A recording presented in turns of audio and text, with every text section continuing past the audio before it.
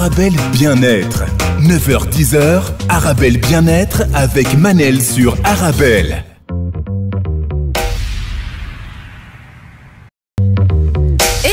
On se retrouve pour notre rendez-vous quotidien 100% bien-être 9-10h sur Arabelle. Aujourd'hui, je reçois Monsieur Mohamed El Menjra, spécialiste en transformation rapide, expert en hypnose. On va parler d'adolescence, le rôle des parents. Cet âge, on se rebelle contre les normes, les troubles les plus fréquents à l'adolescence et comment aider et accompagner nos ados. Je rappelle nos auditeurs qu'ils peuvent toujours participer à l'émission en envoyant leurs questions, leurs réactions provisoirement via ma page Instagram Manel Astafid. Manel, c'est M-A-N-E-L. Astafid, c'est A-S-T-A-F-E-E-D. A-S-T-A-F-E-E-D. Bonjour, Monsieur Mohamed El Menjra. Bonjour, toujours un plaisir d'être avec vous. Le plaisir est partagé. Je voyage chaque mardi, je voyage en Belgique, c'est magnifique. Mais vous n'avez pas l'inconvénient de la Belgique, le froid, Monsieur Mohamed. Ouais. Non, il fait quand même, il fait froid ici, il fait froid. La différence, c'est que là-bas, c'est très bien chauffé. Ici, on doit faire très attention. Donc voilà, vous êtes équipés, vous êtes plus équipés pour le froid que nous. Ah voilà, oui, oui, ça c'est vrai. Il fait combien de degrés à Casablanca? Il doit faire entre 12 et 14 degrés, on le sent, et avec l'humidité qui est très forte, donc le froid est accentué. Voilà. Ah bah oui, c'est vrai. Bon, courage. Alors, Monsieur Mohamed Menjra, aujourd'hui, on va parler d'adolescence. Cet âge où on se rebelle contre les normes. On désobéit, on n'écoute pas, on ne respecte pas. Voilà, si j'ai envie un peu de faire une caricature, je vais dire les choses comme ça. Mais réellement, les choses sont beaucoup plus profondes. Je vais vous poser une question, Monsieur Mohamed Menjra. Est-ce que vous avez été un ado difficile? Un ado un peu difficile, rebelle comme tout le monde, parce que il y a toujours un décalage entre les parents et les enfants, quelle que soit la génération. Beaucoup de parents vous disent, moi quand j'aurai mes enfants, je serai très cool. Mais après, il y a toujours le décalage. C'est logique, c'est générationnel. Alors moi, je reçois ici dans cette émission Claudia Jiménez. C'est aussi une coach spécialiste mais du bien-être au travail. À chaque fois, elle me dit, Manel, évite de coller les étiquettes. Quand je dis, par exemple, quelqu'un, par exemple, un employé rebelle, un employé... je colle beaucoup d'étiquettes. Donc elle me dit, Manel, évite de coller les étiquettes. Hier, elle a vu ma story quand j'ai annoncé le sujet. J'ai dit, ado difficile. Elle m'a dit, vous pouvez coller l'étiquette. Cette fois-ci, il y a des ados qui sont hyper difficiles. Alors, Monsieur Mohamed El Menjra, est-ce que vous pouvez nous dire ce que c'est l'adolescence déjà? D'accord. Avant de parler de l'adolescence, il faut comprendre les différentes étapes qui nous amènent à l'adolescence. Un enfant, il y a de 0 à 7 ans, c'est les années de programmation. Il n'y a pas de filtre. Tout ce qu'il voit, il l'absorbe. 7-10 ans, il commence à profiter de son enfance, il commence à profiter de la vie. Les choses commencent à se compliquer à partir de l'âge de 11 ans, entre 11 et 13 ans. C'est ce qu'on appelle la préadolescence. En anglais, on appelle ça preens pour pre-teens. L'adolescence commence réellement, encore une fois, ce sont des âges moyens, on va dire de 14 à 17. Ça, c'est le cœur de l'adolescence. Et à partir de la période 17-19, on est vers la fin de l'adolescence, qui se consolide. Donc ça, c'est important. Quand vous parlez de moyenne, Monsieur Mohamed El Menjra, c'est-à-dire, est-ce qu'il s'est posé, par exemple, qu'il y a chez certaines personnes, ça va jusqu'à 22, 23, 24? Oui, il y a ce qu'on appelle des adolescences tardives. Il y a des gens qui ont leur puberté, on va dire, à l'âge de 15-16 ans, et ils ne se consolident en quelque sorte, si on peut utiliser ce terme, que jusqu'à l'âge de 20-21 ans. Bien sûr, tout ça, ce sont des ordres indicatifs. Alors, ça suit toujours les changements physiques. Donc, si j'ai bien compris, si les changements physiques et hormonaux ne sont pas encore visibles sur le corps, il n'y a pas encore adolescence?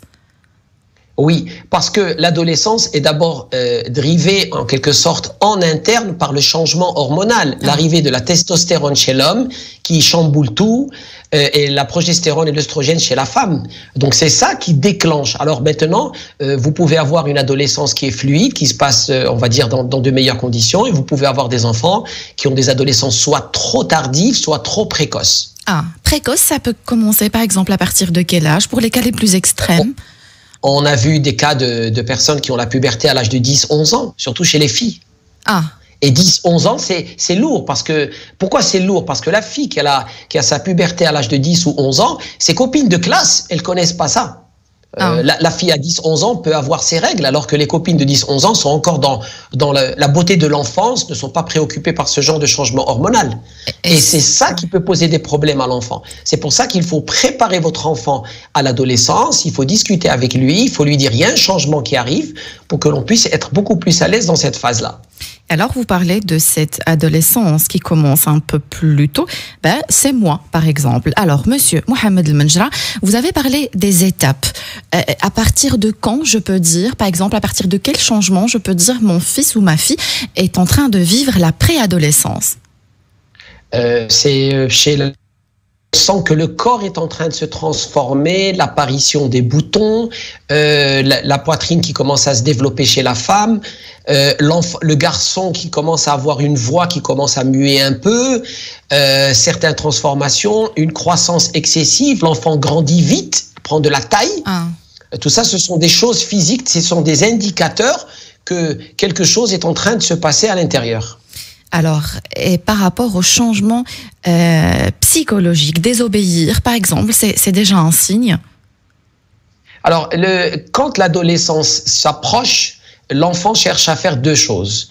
Il cherche à s'affirmer, je suis là, et il cherche à revendiquer sa différence. Autant un enfant qui a 7-8 ans, c'est tellement important pour lui d'être comme les autres, de faire comme les autres, de penser comme les autres, de s'habiller comme les autres. Autant un préadolescent ou un adolescent cherche à se distinguer des autres. Et ça, c'est quelque chose de fou. Donc, il veut affirmer son identité, il veut affirmer sa présence et il veut dire « je suis là, j'existe, j'ai ma place, j'ai mon mot à dire ». D'accord. Est-ce que je peux vous demander, s'il vous plaît, Monsieur Mohamed Menjra, vous centrer, parce qu'il y a des gens qui vous regardent sur le site arabelle.fm, comme ça, là, je ne vous vois vraiment pas, plutôt centré. Donc voilà, Monsieur Mohamed Menjra, maintenant que vous avez donné les étapes, est-ce que je peux dire que l'adolescence est une transition, une crise, un changement? Qu'est-ce que c'est réellement? C'est une transition, c'est une évolution dans le cadre de la vie. Ce sont des choses qui arrivent. Maintenant, si on accompagne bien ce processus, et on partagera plus tard des conseils, on peut s'assurer que cette période se passe dans les meilleures conditions. Seulement, on identifiera tout à l'heure des choses qui peuvent arriver, qui peuvent faire que cette phase, qui est très turbulente, d'abord pour l'enfant, parce que son corps se transforme, son esprit se transforme, ses idées se transforment. Donc déjà, pour l'enfant, c'est très dur. Alors les parents, ils prennent tout ça sur eux. Ah, pourquoi il ne m'écoute pas? Pourquoi il ne veut pas faire ça pour moi? Mais il faut aussi se mettre à la place de l'enfant, dont le corps est en train d'être bouleversé à l'intérieur et à l'extérieur. D'accord, j'ai reçu un message, Monsieur Mohamed Menjra, mais je prendrai le temps de faire un petit résumé parce que c'est très lent. Ce que je vois ici, un terme déjà assez choquant, elle parle déjà d'idées suicidaires. Donc, Monsieur Mohamed Menjra, donc vous parlez d'un changement, une certaine compréhension, c'est-à-dire les parents, ils doivent comprendre au niveau de l'adolescent qui est en train d'écouter et de nous écouter là maintenant. Qu'est-ce que vous avez à lui dire quand il commence à voir les changements et l'incompréhension des parents? D'accord. Le plus important, c'est de suivre et de prendre note de l'estime de soi de votre adolescent. Il faut l'écouter, il faut le mettre à l'aise, il faut le comprendre. Excusez-moi, ma question, je me suis peut-être mal exprimée. Un message aux ados et non pas aux parents. Communiquez plus, exprimez-vous, dites ce que vous ressentez. Plus il s'exprime, plus il y aura de possibilités pour que cet enfant se sente intégré. D'accord. Je ne sais pas si vous partagez le même avis que moi. J'attends votre commentaire. Est-ce que vous n'avez pas peut-être pas remarqué que dans notre communauté, les problèmes sont confrontés à les filles, sont confrontées à plus de problèmes que les garçons. C'est-à-dire que généralement, les papas refusent les changements que, par exemple, le style vestimentaire de la fille, elle commence à prendre soin d'elle, elle commence à vouloir s'habiller, elle commence déjà à devenir ou voir des signes qu'elle devienne femme. Et là, la confrontation commence. Est-ce que vous êtes d'accord avec moi ? Oui, parce que pour les femmes, si on veut voir les choses comme ça, premièrement, vous avez des pères qui peuvent être jaloux, parce que pour eux, leur petite fille adorable, il y a un autre homme qui risque d'être intéressé, un copain en classe, un ami, quelqu'un qui va la draguer, donc il y a déjà ça. Donc il y a un élément de jalousie, c'est ma fille, je veux pas que ma fille sorte. Et deuxièmement, il y a aussi ce souci, donc le bon souci d'un père protecteur envers sa fille. Il veut pas que quelque chose lui arrive. Il se dit si elle s'habille comme ça, quelque chose va arriver. Donc ça, c'est compréhensible. Et donc ces comportements sont très très difficiles et c'est facile de juger les parents. Mais moi je suis, comme je dis, il faut comprendre l'adolescent, mais il faut aussi comprendre les parents. Oui. Monsieur Mohamed El-Menjra, est-ce que vous avez déjà entendu parler du problème d'automutilation? Oui, je le vois, j'ai soigné des adolescentes, c'est arrivé, j'ai eu 2 adolescentes qui sont venues chez moi au cabinet en automutilation. L'automutilation, en quelque sorte, c'est des cas où on sent qu'on ne peut pas faire face à la réalité du quotidien, on se sent désespéré, on sent que personne ne nous écoute, donc on est en train de s'automutiler pour se punir et pour attirer l'attention. Vous avez les filles qui se font mal aux cheveux, qui se tirent les cheveux, la mutilation avec des objets pointus. Ce sont souvent comment on dit en anglais, a call for help, un signal de détresse. J'ai besoin qu'on m'écoute, j'ai besoin qu'on me suive. Et c'est ces appels de détresse qu'il faut prendre très au sérieux. On peut parler d'angoisse émotionnelle? Bien sûr, parce que n'oubliez pas qu'à l'intérieur, il y a une telle transformation hormonale. Vous savez que vous prenez un enfant, vous lui injectez de la testostérone, il y a soudainement une agressivité qui se déclenche. Vous comprenez pas, vous dites mon enfant hier, d'ailleurs on le voit, les gens qui font de la musculation, quand ils prennent des injections de testostérone, ils sont agressifs. Donc vous dites, je ne comprends pas, mon petit enfant, mon chou qui était adorable hier, aujourd'hui il devient agressif et méchant. C'est pas qu'il est agressif, c'est que hormonalement, il y a des changements. Même lui ne sait pas faire face à tout ce changement hormonal. Il ne faut pas oublier que l'adolescence, c'est d'abord un changement hormonal profond qui dérègle tous les comportements externes. Oui, effectivement. Donc, Monsieur Mohamed El-Menjra, j'ai une auditrice qui me demande de ne pas citer le nom. Je ne cite jamais les noms des messages, on va dire, entre guillemets, sensibles. Elle parle aussi d'automutilation de son fils. Et elle dit, je me sens, voilà, elle sait pas quoi faire parce que elle est à l'écoute, elle est toujours là pour lui, mais elle ne comprend pas ce qui se passe. Est-ce que ça peut être aussi, je ne sais pas, c'est une hypothèse, à l'école, l'harcèlement, qu'est-ce que ça peut être, Monsieur Mohamed El-Menjra? Oui, vous avez parfaitement raison. Moi, j'ai dit que l'automutilation est une demande d'aide, est un appel à l'aide, est un SOS. Alors, cet SOS peut être aussi parce qu'à l'école, il y a de l'harcèlement, peut-être parce que les gens se moquent d'eux. Vous savez combien de filles, à l'époque, à la période de la puberté, aux premières règles, combien de copines se moquent d'elles? Moi, j'ai vu ça même. Oui. Et c'est des choses que l'on garde. Regarde comment tu es. Regarde, tu es pas capable de faire ça. Tu sais pas. Alors que la fille est désemparée. Donc, c'est une période très, très, très, très difficile. Et pour le garçon et pour la fille. Donc, alors, si les parents, parce que c'est une période tellement chargée émotionnellement que les parents n'arrivent pas à communiquer avec leurs adolescents. Moi, je conseille, est-ce qu'il y a quelqu'un dans la famille qui peut parler, un oncle, une tante, un cousin, une cousine, un ami, qui peut parler à cet adolescent et le rassurer par rapport à ses craintes? N'oublions pas qu'il y a beaucoup de choses que les adolescents ont peur de dire à leurs parents parce qu'ils vont avoir ce jugement. Et c'est ce jugement qui fait peur aux adolescents. Le jugement fait peur aux adolescents et je ne sais pas si vous êtes d'accord, Monsieur Mohamed El-Menjra, on devient, à l'adolescence aussi, on devient aussi nous-mêmes trop critiques et on le voit dans les écoles, l'harcèlement scolaire, les critiques, maintenant les réseaux sociaux favorisent aussi l'anonymat, donc on a tendance à critiquer facilement, il y a des ados qui n'osent même pas publier leurs photos sur les réseaux sociaux, ils sont harcelés. Donc c'est vraiment un problème très complexe. Si vous permettez, Monsieur Mohamed El-Menjra, on va se retrouver juste après la pause. Et on se retrouve pour notre rendez-vous quotidien 100% bien-être 9-10 heures sur Arabelle. Aujourd'hui, je reçois en direct du Maroc, Casablanca, Monsieur Mohamed El-Menjra, spécialiste en transformation rapide. On est en train de parler d'adolescence, le rôle des parents, les troubles les plus fréquents à l'adolescence et comment aider et accompagner nos ados. Juste avant la pause, j'avais reçu un message sur Instagram d'une auditrice, Monsieur Mohamed El-Menjra, qui parlait de son adolescent qui fait En gros, l'automutilation, Monsieur Mohamed Majra, ça me donne la chair de poule. C'est tellement triste, et pour l'ado et pour les parents, parce qu'on néglige aussi. On a parlé beaucoup de changements psychologiques et la souffrance des ados, mais les parents aussi souffrent. Monsieur Mohamed Majra, une question: jusqu'où désobéir aux parents pendant l'adolescence est normal?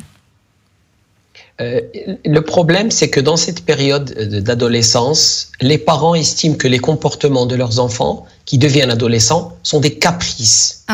Il faut d'abord savoir que les adolescents, quand ils parlent pas de la même façon. Ils parlent très vite. Souvent, ils disent n'importe quoi. Ils savent pas ce qu'ils disent. Et donc, il y a une partie d'émotion, il n'y a aucune logique, parce que c'est les hormones qui sont en train de parler. Il faut prendre le temps de les écouter. Qu'est-ce que font les parents? Ils se disent, voilà, c'est des caprices. Ce n'est pas des caprices. Les enfants sont en train d'envoyer des messages. Cet enfant qui est en train de s'automutiler, qui est très grave, qu'il faut prendre absolument au sérieux, c'est un signal. Donc, il faut comprendre, il faut essayer de comprendre et écouter. Donc, le mot secret pour une bonne réussite de l'adolescence, c'est l'écoute, et être très attentif. Comprendre. Parce qu'il faut être attentif à ce qui se passe à la maison, et il faut aussi être attentif à ce qui se passe à l'école. On ne le parlera jamais assez. Il y a beaucoup de cas de détresse chez l'adolescent qui sont à l'origine au niveau de l'école. Tout ce qui est harcèlement au niveau de l'école. Les copains, les copines, tout le monde se moque de toi, tout le monde te pousse, et c'est quelque chose de très grave. J'ai une histoire à partager avec vous. J'ai un excellent ami avec moi qui était au lycée. Son fils a tellement été harcelé au lycée qu'il a fini par se suicider. Et ses parents, suite à cet événement, ont créé une association. Elle est caritative, je peux donner le nom, ça s'appelle le Sourire de Reda, au Maroc, qui aujourd'hui, l'enfant qui s'était suicidé tragiquement s'appelait Reda.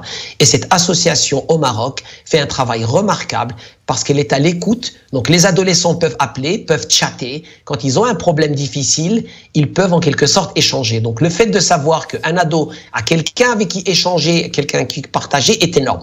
Parce que souvent pour lui, les parents ne vont jamais l'écouter, ne vont jamais le comprendre. Et c'est cette détresse qui est grave. Et ce que vous dites, Monsieur Mohamed Majra, me parle beaucoup parce que moi aussi j'étais victime d'harcèlement scolaire. Or, à mon époque, il n'y avait pas vraiment les réseaux sociaux, ni Facebook, ni Instagram, mais c'était très violent vu que j'habitais dans une toute petite ville. Ça me rappelle des mauvais souvenirs. Alors, Monsieur Mohamed Majra, le rôle de la technologie là-dedans et le rôle des parents dans cette histoire, quand on parle d'harcèlement, bien évidemment, et le cyberharcèlement. Alors, le cyberharcèlement est quelque chose de très grave. Il faut parler. Il ne faut pas avoir peur de s'exprimer. Alors, il faut sensibiliser nos enfants par rapport à ce genre de choses. Il faut sensibiliser par rapport aux problèmes. Il y a aussi, par rapport à tout ce qui est digital, il y a tout ce qui est distraction. Nos ados ont trop d'informations. Et il y a aussi le fait de la comparaison. Parce qu'on met sur le digital des références. Chez l'homme, on parle toujours chez la femme de ces mannequins, de ces beautés artificielles physiques, et la fille qui a son corps qui se transforme, elle se dit, moi jamais je serai comme ce que je vois sur Internet. Mais il y a aussi, ne pas oublier le jeune garçon qui a 15-16 ans, qui voit lui aussi des hommes, des modèles, et il se dit, moi jamais je pourrais être ça. Donc les modèles qu'on est en train de donner à nos adolescents sont des modèles qui peuvent vraiment leur faire du mal. C'est des modèles sur Internet. Alors, quand vous parlez avec vos adolescents, vous leur montrez que ces modèles-là sont des modèles artificiels. Encore une fois, parlez. Si vous n'arrivez pas à parler en tant que parent, trouvez quelqu'un dans la famille qui le fera. Mais le silence est destructif. Alors, au début de l'émission, Monsieur Mohamed Majra, je vous ai parlé de cette auditrice qui parlait d'idées suicidaires de sa fille. Et donc, en gros, c'est à cause de l'acné. Elle parle, elle est aussi moquée, mais justement, ce que vous avez cité, elle se compare à toutes ses filles. Des fois, c'est vraiment des visages tout lisses qu'on voit sur les réseaux sociaux, mais aussi, des fois, c'est des femmes retouchées. Il y a un idéal imposé par les réseaux sociaux et par les médias impossible à atteindre. Et donc, elle parle d'idées suicidaires parce qu'elle a tout essayé. Les dermatos, ça ne donne rien. Et elle a 15 ans. Qu'est-ce qu'on peut faire ou conseiller à cette maman? J'ai eu 10 ans d'acné. Je comprends parfaitement ce qu'elle dit. J'avais des boutons, j'avais tellement de boutons que quand je rentrais dans une pièce, je devais m'isoler pour que la lumière ne montre pas mon visage. Je comprends ce qu'elle ressent. Maintenant, il faut essayer de la mettre à l'aise, il faut la rassurer, il faut la tranquilliser. Mais ça se travaille. Alors, on doit faire du mieux qu'on peut. C'est une période difficile. La médecine a des limites. Moi, j'avais vu tellement de dermatologues, il n'y avait plus de solution à un moment. Maintenant, ce que je lui propose, c'est de... tout ce que vous pouvez faire pour lui donner confiance en elle. Et si elle doit voir quelqu'un, un accompagnateur externe, un thérapeute pour qu'il la tranquillise et qu'il la rassure, ça peut être une bonne solution. Mais il faut qu'elle s'exprime et il faut qu'elle soit rassurée par rapport à ce qui lui arrive. Merci, Monsieur Mohamed Manjra. Donc, je rappelle nos auditeurs qu'ils peuvent toujours participer à l'émission en envoyant leurs questions, leurs réactions via ma page Instagram Manel Astafid. Manel, c'est M-A-N-E-L, Astafid, A-S-T-A-F-E-E-D. Je comprends tout à fait que vous avez tellement de choses à dire que vos messages sont trop longs, mais je ne peux pas lire une vingtaine de lignes. Essayez, s'il vous plaît, de résumer. Monsieur Mohamed Manjra, les troubles les plus fréquents à l'adolescence. Est-ce qu'on peut commencer, par exemple, par la dépression? Oui, la dépression est très fréquente chez les adolescents, j'en soigne énormément, parce que la dépression, c'est vous isoler et vous ne voulez voir personne. N'oubliez pas que dès que l'enfant entre à l'adolescence, il essaye de s'affirmer en tant qu'adulte et il essaye de trouver sa place. Avant l'âge de l'adolescence, c'était un acteur qui était passif dans la société. Aujourd'hui, il devient actif. Dès qu'il sent qu'il ne va pas être à la hauteur, dès qu'il sent qu'il va être jugé, dès qu'il sent qu'il va être comparé, qu'est-ce qu'il fait? Il se retire, il se referme sur lui, et c'est comme ça qu'on développe la dépression. L'autre danger aussi, c'est de vouloir tellement appartenir, parce que le sens d'appartenance à un groupe est très fort chez l'adolescent. Et c'est pour ça que certains adolescents vont se tourner vers la bande, vers la drogue, vers l'alcool, vers des choses qui ne sont pas bien, parce que pour lui, il se dit, chez moi, je ne suis pas accepté, donc je vais aller chercher une bande d'amis qui, elle, va m'accepter. Alors, décidément, Monsieur Mohamed Manjra, je reçois beaucoup de messages de femmes qui parlent de leurs ados. Est-ce que les femmes sont plus sensibles à leurs ados? Qu'est-ce qui se passe? Pourquoi j'ai une dizaine de messages que de femmes? Parce que les femmes sont passées par l'adolescence et l'adolescence de la femme est beaucoup plus dure que l'adolescence de l'homme. Ah. Le cycle hormonal, le suivi et le reste. Chez l'homme, c'est, on va dire, moins impactant. La femme, tout ce qui est cycle menstruel avec tout ce qui s'ensuit, est-ce que vous devinez, est très lourd. Une petite jeune fille qui doit faire attention, comment elle doit s'habiller, qu'est-ce qu'elle doit porter, le début du mois, le début des règles, la protection. Tout ça, ce sont des choses très lourdes à gérer. C'est toute une logistique pour une petite fille qui avait 11-12 ans, qui avant s'occupait plus de la poupée. Alors, j'ai une auditrice qui parle de son adolescence. Maintenant, elle a 25 ans, donc c'est déjà derrière elle.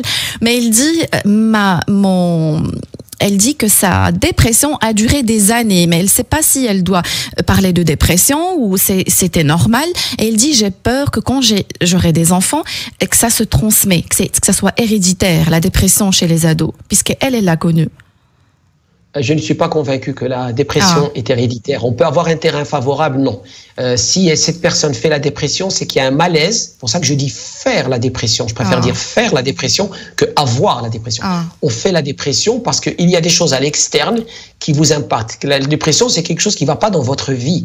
C'est quelque chose qui n'est pas conforme à ce que vous voulez. Donc vous vous isolez, vous vous dites des choses qui ne sont pas bien et vous vous isolez. Donc cette personne-là a quelque chose qui lui fait mal, c'est important pour elle de solutionner ça avant de faire des enfants. Mais vos enfants et votre état n'a rien à voir.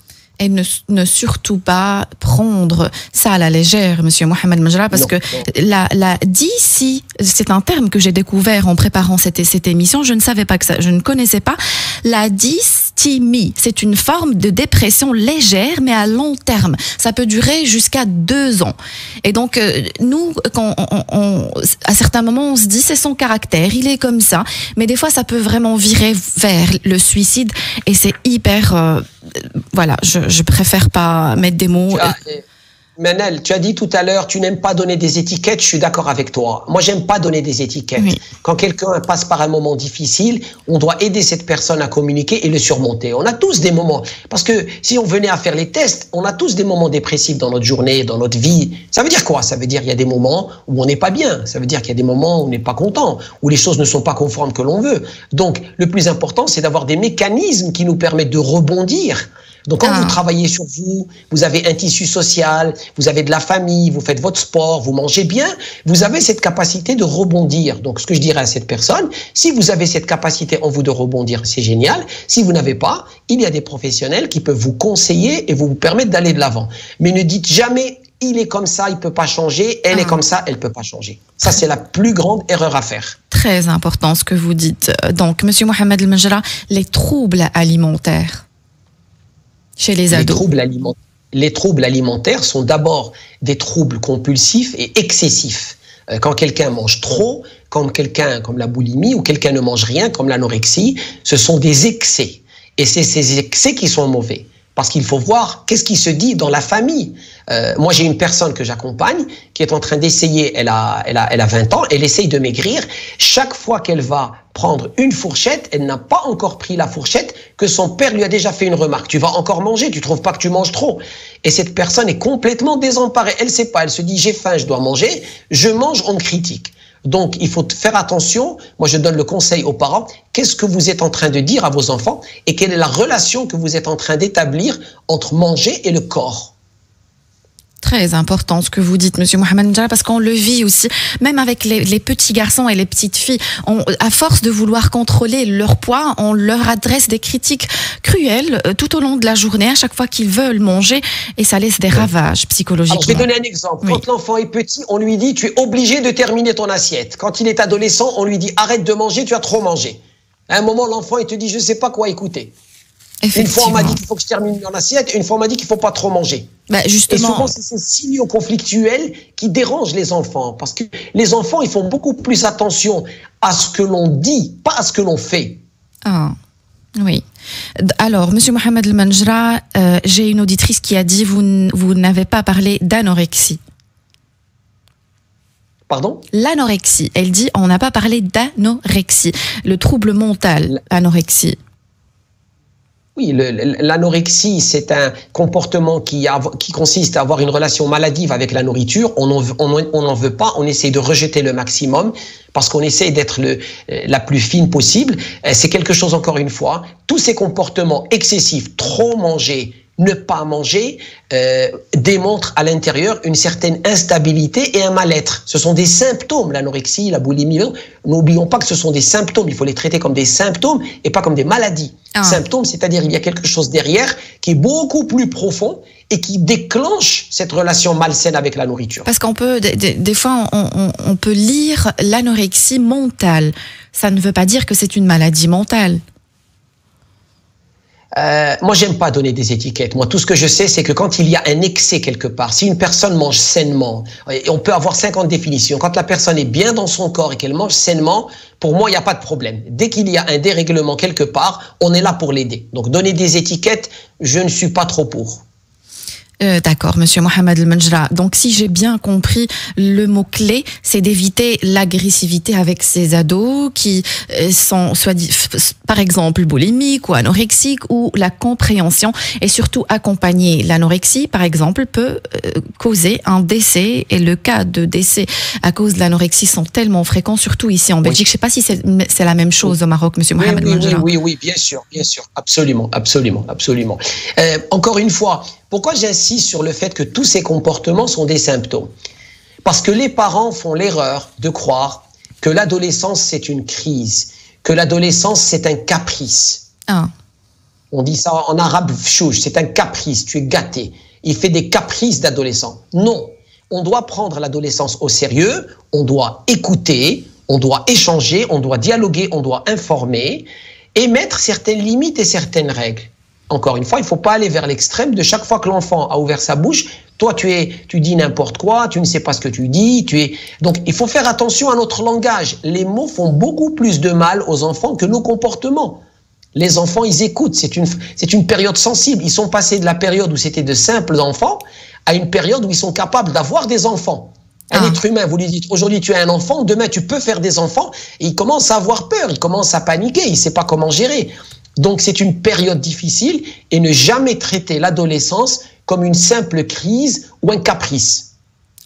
Très important, Monsieur Mohamed El Menjra, mais si vous permettez, on doit prendre une petite pause. On se retrouve juste après la pause. Et on se retrouve pour notre rendez-vous quotidien 100% bien-être 9-10h sur Arabelle. Aujourd'hui, je reçois en direct du Maroc, Casablanca, Monsieur Mohamed El Menjra, spécialiste en transformation rapide. On parle d'adolescence, le rôle des parents, les troubles les plus fréquents à l'adolescence et comment aider et accompagner nos ados. Je rappelle nos auditeurs qu'ils peuvent toujours envoyer leurs questions, leurs réactions via ma page Instagram provisoirement.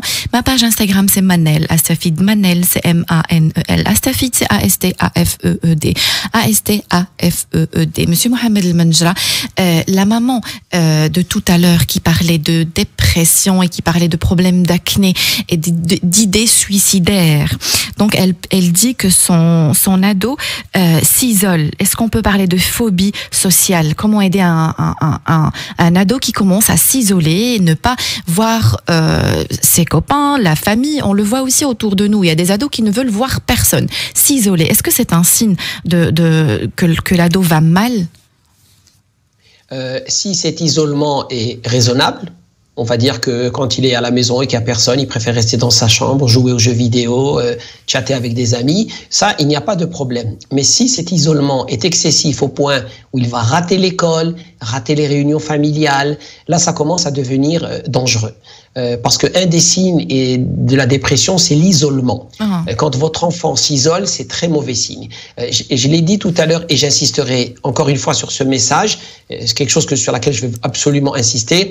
L'adolescence, ce n'est pas un caprice. C'est une phase difficile où les parents doivent être très attentifs et à l'écoute. Si eux ne savent pas communiquer avec leur adolescent, qu'ils demandent de l'aide. Et surtout, et ça c'est la chose la plus importante, la violence n'est jamais une solution. D'accord, Monsieur Mohamed El Menjra. Les parents disent en étant dur avec mon enfant, en le frappant. Non, la violence n'est jamais une solution. Ni la violence physique, ni la violence psychologique. Jamais. Il faut être dans l'écoute. Je comprends la frustration de certains parents. Moi-même, j'ai été parent et j'ai 2 enfants qui sont passés par l'adolescence. C'est très difficile parce que c'est tout simplement comme la ligne téléphonique entre vous et votre enfant, elle est coupée. Et on essaye d'appeler, il n'y a personne qui répond. C'est un petit peu ça la relation entre un parent et un adolescent. Très dur. Et les parents, ils ne savent pas quoi faire. Ils disent, moi je ne comprends pas, moi je lui parle. Mais parce que les parents parlent avec leur logique et leur modèle du monde, et l'adolescent a sa logique et son modèle du monde. Ce n'est seulement qu'après la vingtaine, quand l'enfant retrouve l'âge de 22-23 ans, qu'à ce moment-là, il peut retrouver une communication équilibrée avec ses parents et le reste du monde. Alors, je reprends ce que vous avez dit. Il y a une incompréhension et justement, j'ai une auditrice qui dit « Je ne comprends pas. Son fils vole dans les magasins et il ne manque de rien. » Elle a dit « Il a tout à la maison. Je lui achète ce qu'il veut, mais je ne comprends pas pourquoi elle parle de honte. J'ai honte de lui. » Je comprends son attitude, encore une fois. La kleptomanie est quelque chose qui doit être traité sérieusement. La kleptomanie, c'est les gens qui ont tendance à voler. Alors des fois, ça peut être un désir d'avoir de l'attention. Des fois, ça peut être l'excitation de qu'est-ce qui va se passer. Maintenant, encore une fois, ces comportements sont toujours indicatifs de quelque chose qui va mal à l'intérieur. Donc cet enfant, il y a quelque chose qui ne va pas. Alors vous en allez en avoir qui vont prendre de la drogue, vous allez en avoir qui vont avoir certains comportements agressifs et malheureusement certains vont être kleptomanes. Oui. Ah, voler. Donc il peut consulter un spécialiste par exemple ou elle peut faire déjà elle-même un travail, cette maman. Il y a quelque chose qui ne va pas, encore une fois. Il faut traiter les symptômes comme des signaux. Il ne faut pas traiter des symptômes comme un accablement.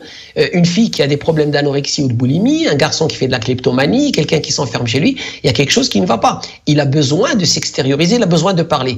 Et souvent, la pire personne à parler, c'est les parents. C'est triste à dire, mais des fois, beaucoup de parents ne sont pas du tout équipés pour parler à leurs enfants adolescents, pour une simple raison, que le débat, que le dialogue est trop émotionnel. Même moi, oui, avec toutes les compétences que j'ai, je n'arrivais pas à parler à mes enfants parce qu'il y avait une charge émotionnelle très forte. Des fois, je demandais à ma sœur de lui parler ou je demandais à ma mère de parler à mes enfants parce qu'il y avait moins d'émotions. Donc, le conseil, regardez un membre de la famille pour qu'il puisse, lui, des fois, communiquer un message à vos adolescents. Parce qu'entre parents et adolescents, il y a des fois où il va y avoir une friction. Moi, ce que je dis, j'invite à maintenir le dialogue. Il faut maintenir le dialogue. Si vous arrivez à le faire, génial. Si vous n'arrivez pas, regardez un membre de la famille, un proche, ou dans certains cas un thérapeute. D'accord, Monsieur Mohamed Manjra, dans cette émission, en annonçant le sujet, j'ai annoncé qu'on va parler du rôle des parents. Mais je ne peux pas ne pas parler de l'état des enseignants, le cadre professoral dans les écoles. Est-ce qu'ils sont formés? Est-ce que, par exemple, ils savent quoi dire, comment se comporter avec les enfants, détecter un enfant ou un ado en difficulté, savoir leur parler? Qu'est-ce que vous en pensez? Les enseignants aujourd'hui font de leur mieux. Ils ont peu de moyens. Ils ont en face d'eux des enfants rebelles, des enfants difficiles. Je compatis, je suis de tout cœur avec eux. Moi aussi, j'enseigne dans des écoles de commerce et je peux vous dire que c'est très difficile quand vous enseignez, même les enfants 19, 20 et 21. Ils ont quel âge vos étudiants, s'il vous plaît? Ils ont quel âge vos J'enseigne les premières années dans des écoles de commerce. J'enseigne le développement personnel dans l'une des plus grandes écoles de commerce au Maroc. Ils ont 19 ans, 18, 19 ans, la première année, première et deuxième année. Et c'est très, très, très dur de leur parler. Très dur, très dur. C'est un âge qui est encore très instable. C'est comme si vous parlez à quelqu'un et le réseau téléphonique n'est pas bon. C'est encore très instable. Et alors, certains professeurs font de leur mieux. La question, c'est que qu'est-ce qui se passe quand vous détectez quelque chose qui ne va pas? Alors, certains lycées, certaines écoles ont des cellules d'écoute et de support, ont des systèmes d'accompagnement, mais certaines... Alors là, ils font leur travail, ils reportent à l'administration en disant, voilà, tel élève a tel problème, ça c'est bien, mais certaines écoles, malheureusement, n'ont pas les moyens nécessaires pour qu'une fois que la détresse soit détectée, qu'un accompagnement soit donné à l'enfant. Oui. Je comprends. Donc, Monsieur Mohamed Manjra, une fois de plus, c'est une maman qui parle en fait, c'est un ado violent, en gros, violent, et elle se dit, est-ce que c'est à cause de moi? Parce que quand il était petit, je le frappais. Il n'y a pas de coïncidence. Je l'ai dit tout à l'heure, la violence n'est jamais une solution à l'éducation. Je sais qu'il y a beaucoup de parents qui disent la phrase que je déteste, ils disent « mais moi j'ai été frappé et regarde, rien ne m'est arrivé ». Ah bah justement, parlant de ça, il y a eu un cas très violent récemment au Maroc, vous l'avez... Oui. Ouais, je l'avais mis sur mon Instagram, un enfant qui avait été traumatisé par ses parents, qui a été battu, mais d'une façon atroce. S'il vous plaît, c'est pas parce que vous, une fois dans votre enfance, votre père ou votre mère vous a donné une baffe et que vous êtes toujours bien, que votre enfant va accepter les baffes. S'il vous plaît, zéro violence avec les enfants. Ça ne marche pas. Moi, je peux vous le dire. Ça peut-être dans certains cas ne pas aider, mais tout parent qui croit qu'une bonne fessée à ses parents à ses enfants va aider l'enfant, il se trompe royalement. D'accord, Monsieur Mohamed Manjra, il me reste 3 petites minutes et on arrive aux erreurs à éviter avec son enfant. Est-ce que vous pouvez nous dire 1, 2, 3, voilà ce qu'il y a à éviter comme erreur avec l'adolescent, même avec un enfant préadolescent, on va dire, à partir de 8 ans? Première des choses, l'amour est inconditionnel. Votre enfant, il doit savoir, quelles que soient ses notes, quel que soit ce qu'il fait, vous allez toujours l'aimer. Quand il sait qu'en quelque sorte cet amour est inconditionnel, il y a une base. Deuxièmement, quand un parent fait une erreur, il doit s'excuser auprès de l'enfant. Comme ça, l'enfant, il sait que les parents sont des gens qui sont honnêtes, intègres et équilibrés. La troisième des choses, ne jamais attaquer la personne. Tu n'es pas comme ça, tu ne fais pas ça. Il faut attaquer le problème, il faut attaquer le comportement, il faut attaquer la situation, mais ne jamais attaquer la personnalité de l'enfant. Et la quatrième des choses, il faut que les parents soient un exemple pour les enfants. Si les parents se disputent, si les parents se chamaillent, si les parents sont violents, si les parents ne sont pas, n'ont pas un comportement commun et cohérent envers eux, l'un envers l'autre, les enfants sont perdus. Donc faites très attention, les parents, sur tout ce qui se passe, parce que les enfants, ils enregistrent. Un adolescent qui voit ses parents se disputer, il pète un câble. Il ne sait plus de quel côté. Parce que pour lui, il va devoir choisir. Donc, s'il vous plaît, ça c'est très très important. S'il y a une dispute, faites-la à l'extérieur de la maison. Alors, Monsieur Mohamed Manjra, généralement, je dis bien, peut-être que je me trompe, dans un couple, il y a toujours un des deux qui par exemple, quand il y a un problème avec l'enfant, il va toujours demander l'intervention, par exemple, du papa ou de la maman, parce que un des deux a plus d'autorité sur l'enfant. Qu'est-ce que vous en pensez? Autorité, oui, mais peur, non. Ah, l'autorité, oui. L'autorité, mais pas la peur.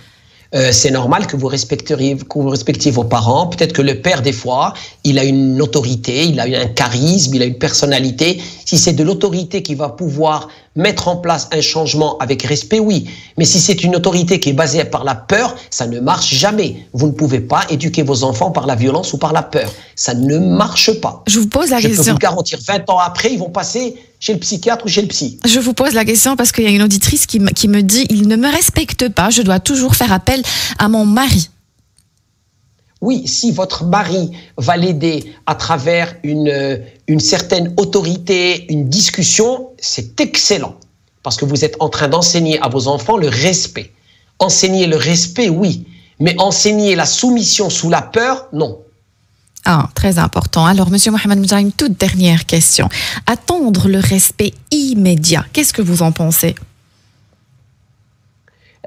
C'est délicat parce que on essaye d'inculquer ça à nos enfants, on essaye de leur montrer à quel point c'est important d'être respectueux, on essaye d'éduquer ça, mais c'est très difficile avec l'adolescence. Il faut faire de son mieux et c'est pas facile. D'accord. Ici, on est en train de parler, mais au quotidien, c'est une période difficile. Un dernier conseil pour les parents, soyez à l'écoute, soyez observateurs et ne prenez pas l'adolescence comme un caprice. Prenez ça comme une période difficile. Monsieur Mohamed Moudjah, 20 secondes. Le sport, la danse, la musique pour les ados, qu'est-ce que vous en pensez ? C'est excellent parce qu'avec tous les changements émotionnels qui ont lieu suite aux changements hormonaux à l'intérieur, toute activité physique va leur permettre d'extérioriser cette agressivité, cette violence qui ressort de leur énergie, parce qu'ils ont des énergies incroyables dues aux hormones. Donc tout ce que vous pouvez faire pour que d'un côté, cette énergie soit dépensée dans une activité physique, c'est la meilleure des choses à faire. Une activité artistique, ça les calme et ça leur fait du bien. Excellent choix, il faut y aller à fond. Très important, donc vous savez ce qu'il vous reste à faire. Initiez vos enfants à partir même de 2-3 ans au sport, la danse, la musique. Merci beaucoup, Monsieur Mohamed Moudjah, d'avoir accepté encore une fois mon invitation et d'avoir répondu à mes questions. Avec le plus grand plaisir. Merci de m'avoir eu. Très, très grand. Merci à nos auditeurs. Merci de nous avoir écoutés. J'espère que vous avez eu votre dose de vitamines. N'oubliez pas que le bonheur vous rend plus belle et plus beau. Fréquentez les gens heureux. Le bonheur est contagieux. Rendez-vous demain, 9h sur Arabelle. Arabelle Bien-être. 9h-10h, Arabelle Bien-être avec Manel sur Arabelle.